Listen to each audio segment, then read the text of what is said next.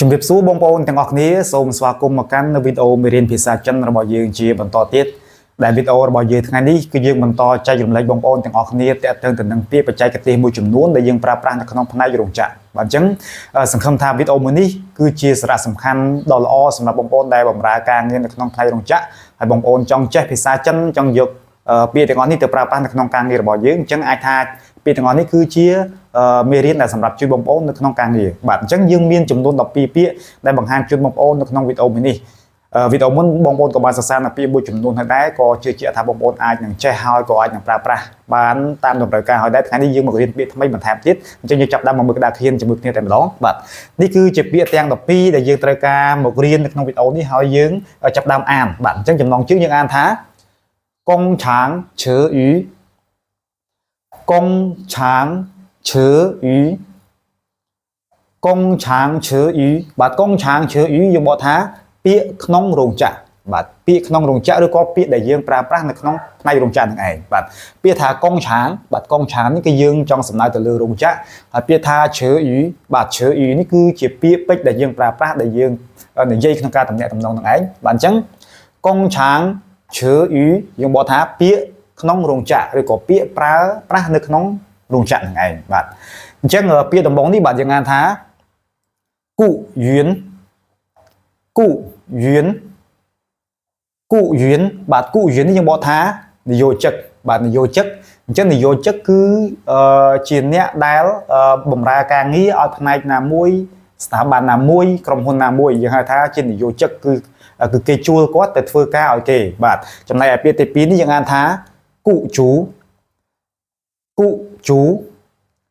គូជូបាទពាក្យថាគូជូនេះយើងមកថានយោជកបាទនយោជកនេះគឺជាអ្នកជួលបាទជាអ្នកជួលបុគ្គលិកឬក៏ជួលកម្មករដើម្បីទៅបម្រើការឲ្យគាត់បាទអញ្ចឹងយើងអាចថាម្នាក់ជាអ្នកស៊ីឈ្នួលគេម្នាក់គឺជាអ្នកជួលគេឲ្យធ្វើការឲ្យបាទអញ្ចឹងយើងប្រើពាក្យនយោជកឬហើយនឹងនយោជកបាទអញ្ចឹងគូជូនេះនយោជកជាអ្នកជួលគេបាទ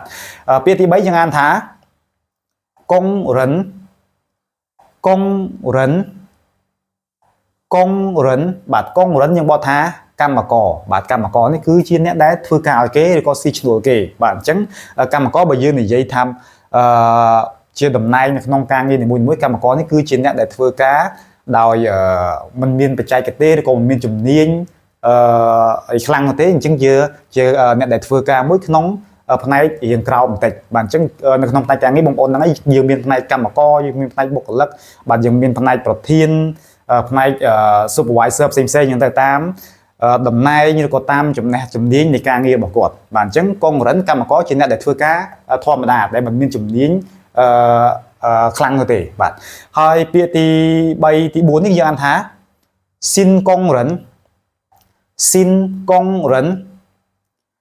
ស៊ីនកងរិនបាទស៊ីនកងរិននេះយើងបកថាកម្មករថ្មីបាទកម្មករថ្មីគឺជាកម្មករដែលទើបតែចូលធ្វើការបាទអញ្ចឹងគាត់ចូលថ្មីសម្រាប់កន្លែងការងារមួយហ្នឹងអញ្ចឹងគេហៅថាស៊ីនកងរិនពាក្យថាស៊ីនហ្នឹងគឺយើងបកថាថ្មីហើយពាក្យថាកងរិននេះគឺកម្មករបាទដូចពីខាងលើហ្នឹងអញ្ចឹងស៊ីនកងរិនបូកបញ្ចូលគ្នាទៅជាកម្មករថ្មីបាទពីបន្តយើងអានថាឡៅកងរិនឡៅកងរិន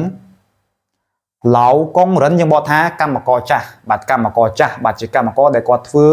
យូរបាទចូលយូរនៅក្នុងកន្លែងមួយហ្នឹងឬក៏នៅក្នុងរោងចក្រមួយហ្នឹងបាទគាត់ចូលយូរហើយអញ្ចឹងកម្មករចាស់អាចនឹងថាគាត់មានជំនាញការងារច្រើនជាងកម្មករថ្មីបាទអញ្ចឹងយើងប្រើពាក្យថាឡៅនេះយើងបកថាចាស់កងរិននេះកម្មករអញ្ចឹងឡៅកងរិនគឺកម្មករចាស់បាទអញ្ចឹងកម្មករចាស់ប្រាក់ខែក៏ច្រើនជាងកម្មករថ្មីដែរគឺគេផ្ដល់ឲ្យតាមជំនាញឬក៏តាមបទពិសោធន៍ការងារអញ្ចឹងទៅបាទចំណែកឯពាក្យបន្តទៀតនេះយើងអានថាចាកងចាកងចាកងបាទចាកងយើងបកថាកម្មករគ្មានជំនាញបាទកម្មករគ្មានជំនាញនេះបើយើងនិយាយទាក់ទងទៅនឹងការងារគឺជាកម្មករដែលមិនធ្លាប់ធ្វើការបាទដែលថ្មីបាទអញ្ចឹងកម្មករថ្មីនេះជួនកាលទៅកម្មករថ្មីនេះគាត់ថ្មីសម្រាប់កន្លែងហ្នឹងទេក៏ប៉ុន្តែគាត់ធ្លាប់ធ្វើការកន្លែងផ្សេងអញ្ចឹងគាត់មានជំនាញមានបច្ចេកទេសមានបទពិសោធន៍ការងារកន្លែងចាស់របស់គាត់អញ្ចឹងគាត់ចូលមករោងចក្រថ្មីនេះគ្រាន់តែគាត់ជាកម្មករថ្មីមែនក៏ប៉ុន្តែគាត់មានជំនាញស្រាប់ហើយដែរប៉ុន្តែបើសិនជាកម្មករគ្មានជំនាញនេះគឺយើងចង់សំដៅទៅលើកម្មករដែលមិនធ្លាប់ធ្វើការបាទដែលមិនធ្លាប់ធ្វើការអញ្ចឹងគាត់ចូលមកគឺគាត់ថ្មីសុទ្ធតែម្ដងអត់មានជំនាញទេអញ្ចឹងអត់ចេះស្អីទេគឺចូលមកគឺសម្រាប់រៀនតែម្ដងរៀនហើយធ្វើការបាទអញ្ចឹងយើងប្រើពាក្យថាចាកងបាទចាកងកម្មករគ្មានជំនាញបាទ ហើយពាក្យបន្តទៀតយើងអានថាភ័យស៊ីនកងភ័យស៊ីនកងភ័យស៊ីនកងយើងបកថាកម្មករវឹកវើបាទកម្មករវឹកវើឬក៏កម្មករដែលបណ្ដុះបណ្ដាលស្ថិតក្នុងការបណ្ដុះបណ្ដាលគឺជាកម្មករដែលចូលថ្មីឬក៏យើងអាចនិយាយថាសម្ដៀងគ្នាជាមួយនឹងកម្មករគ្មានជំនាញអញ្ចឹងគាត់ចូលទៅគាត់អត់តន់ចេះទេគាត់ត្រូវការវឹកវើសិនត្រូវការបណ្ដុះបណ្ដាលសិនបាទដើម្បីឲ្យគាត់អាចធ្វើការងារនៅក្នុងផ្នែកឬក៏មុខងារនឹងបានបាទអញ្ចឹងយើងប្រើពាក្យភ័យស៊ីនកងបាទពាក្យថាភ័យស៊ីននេះយើងបកថាបណ្ដុះបណ្ដាលឬក៏វឹកវើនឹងឯងបាទហើយកងនេះគឺយើងចង់សំដៅទៅលើកម្មករបាទអញ្ចឹងភ័យស៊ីនកងកម្មករវឹកវើបាទឬក៏កម្មករបណ្ដុះបណ្ដាលបាទអញ្ចឹងយើងទៅពាក្យបន្តទៀតនេះយើងអានថាស៊ូលៀនកងស៊ូលៀនកងស៊ូលៀនកងបាទស៊ូលៀនកងយើងបកថាកម្មករស្ទាត់ជំនាញបាទកម្មករស្ទាត់ជំនាញនេះគឺជាកម្មករដែលគាត់ធ្វើការយូរដែលគាត់ធ្វើការនៅផ្នែកមួយនឹងមុខងារមួយនឹងយ៉ាងច្បាស់លាស់យ៉ាងមានជំនាញត្រឹមត្រូវហើយអញ្ចឹងគាត់អាចចាត់ចូលជាកម្មករស្ទាត់ជំនាញបាទអញ្ចឹងយើងប្រើពាក្យមួយហ្នឹងបាទពាក្យថាស៊ូលៀននេះយើងបកថាស្ទាត់ជំនាញកងនេះចង់សំដៅទៅលើកម្មករអញ្ចឹងស៊ូលៀនកងកម្មករស្ទាត់ជំនាញបាទអញ្ចឹងគឺជាកម្មករដែលច្បាស់នៅក្នុងផ្នែកមួយហ្នឹងដែលជំនាញក្នុងផ្នែកមួយហ្នឹងឯងបាទអញ្ចឹងទៅទៀតគឺយើងអានថាជីស៊ឺកងជីស៊ឺកងជីស៊ឺកងបាទជីស៊ឺកងនេះយើងបកថាកម្មករដេស៊ីខែបាទកម្មករដេស៊ីខែបាទអញ្ចឹងនៅរោងចក្រមួយចំនួនគឺគេមានកម្មករដេស៊ីខែគេមានកម្មករស៊ីថ្ងៃកម្មករស៊ីបងបាទអញ្ចឹងដែលយើងមើលទៅពាក្យបន្តខាងក្រោមនឹងអាចមានបាទអញ្ចឹងពាក្យថាកម្មករដេស៊ីខែនេះគឺជាកម្មករដែលចូលទៅធ្វើការមួយខែបើកប្រាក់ខែម្ដងបាទអញ្ចឹងខុសពីកម្មករស៊ីថ្ងៃកម្មករស៊ីថ្ងៃគឺគេធ្វើការមួយថ្ងៃបើកលុយមួយថ្ងៃបាទហើយកម្មករស៊ីបងគេបើកតាមចំនួនគេហ្នឹងទៅបាទអញ្ចឹងកម្មករស៊ីខែជាកម្មករដែលធ្វើការបើកប្រាក់ខែមួយខែម្ដងបាទអញ្ចឹងយើងប្រើពាក្យជីស៊ឺកងបាទចំណែកពាក្យបន្ទាប់នេះយើងថាជីជៀនកង